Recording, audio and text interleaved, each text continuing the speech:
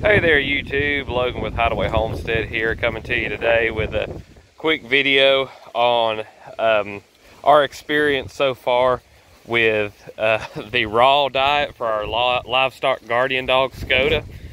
I just wanted to give a quick update on how things are going with that. So once we got her from a little puppy, we decided, or well I guess I kind of decided, because I was the one that had done the research on it, that we wanted to give her the raw diet. Come here, Skoda. Come here.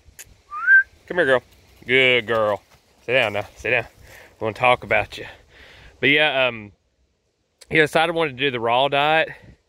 And just because I'd seen a lot of people talk about the benefits and everything, I wanted to talk about maybe some of the reasons that you may or may not do a raw diet.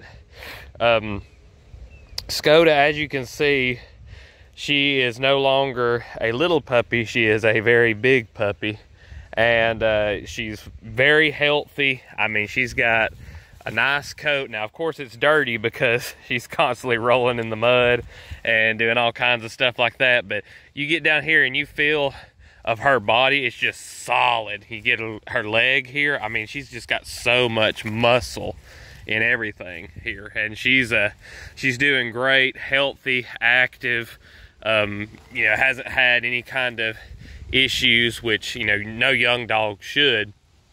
But the raw diet has been working out great for us, and I'm just going to talk a little bit about the cost and the benefits and stuff, and some of the stuff that may or may not make it possible for you to put your dog on the raw diet.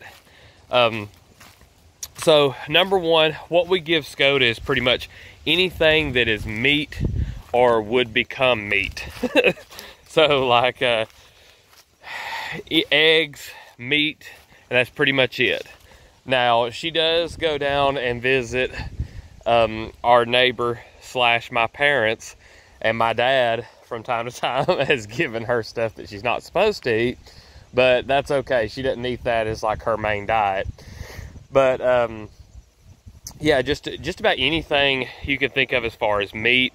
We process animals too, and so anytime we've had excess stuff, there's a lot of stuff that we save for her. She gets a lot of like the pieces that have a lot of bone in it and everything, just to make sure that we're getting her enough bone. Because that's the thing, is you want a good mixture of bone, organs, and meat for dogs. So, I mean, that's what they would eat naturally. And, dogs a lot of times are more scavengers than they are hunters. So they eat that. She eats a lot of frogs and other stuff too, that she gets around the pond down here, and other little bitty critters that aren't part of the farm. So she has, a very wide range in her diet, and you'll get that some in kibble. But here's the thing, is a lot of people, I know one of the concerns about the raw diet is cost.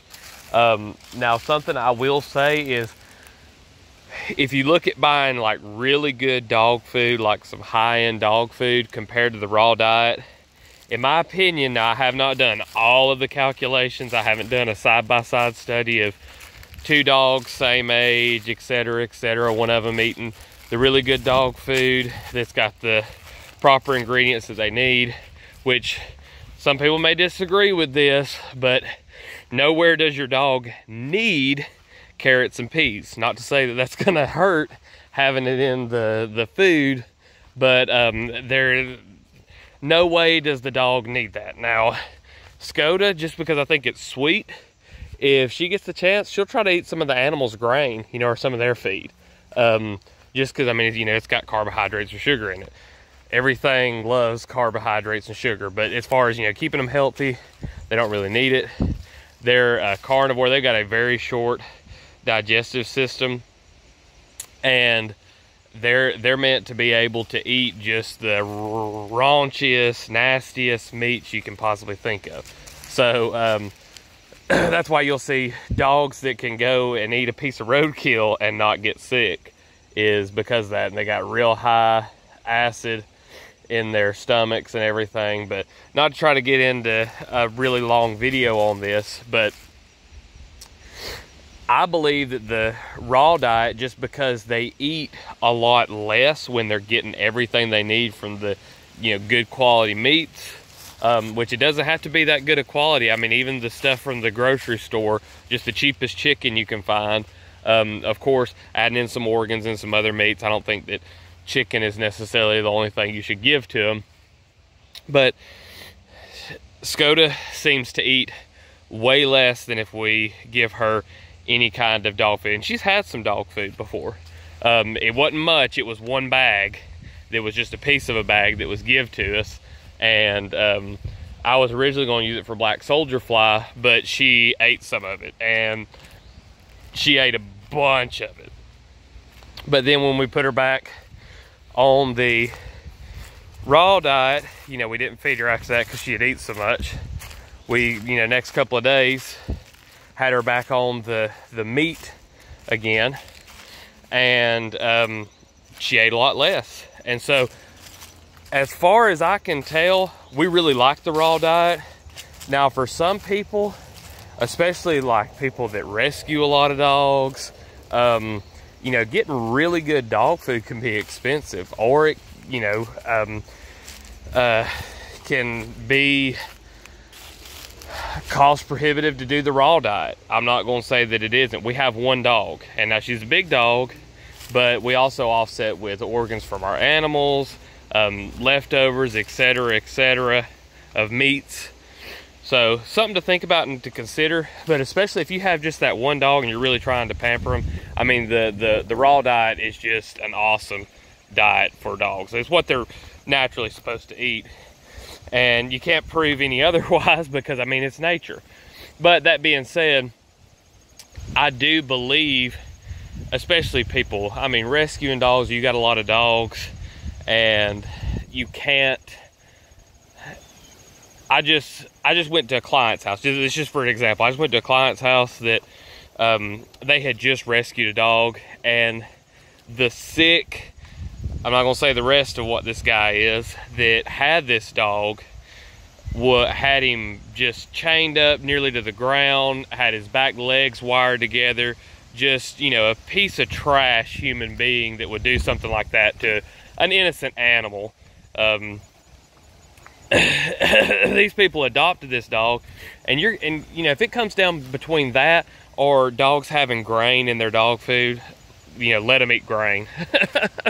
I'd much rather see a dog that is free and happy and being treated and respected as it's supposed to, than, you know, people to say, well, I'm only gonna have a dog if I can feed them the raw diet.